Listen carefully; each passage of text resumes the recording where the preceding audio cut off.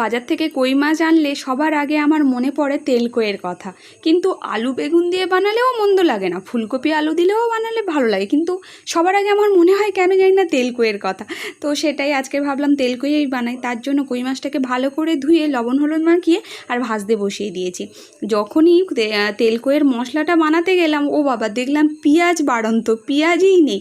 তারপরে ভাবলাম বানাবো, ভেবেছি যখন বানাবোই পেঁয়াজ ছাড়াই তেলকই বানাবো, সেই জন্যে আমি বেশ খানিকটা গোটা জিরে আর কটা কাঁচা লঙ্কা আর টমেটো আর আদা, রসুন দিইনি, আদা, সব কিছু ভালো করে পেস্ট করে নিয়েছি। তারপরে মাছগুলোকে তুলে নিয়ে কড়াইয়ের মধ্যে আরও একটু তেল দিয়ে, তেলকই একটু তেলটা বেশি লাগে, আর ওখানে গোটা জিরে ফোড়ন দিয়ে আর শুকনো লঙ্কা ফোড়ন দিয়ে আর যেই মশলাটা বেটে রেখেছিলাম ওই মশলাটা তেলের মধ্যে দিয়ে দিয়েছি।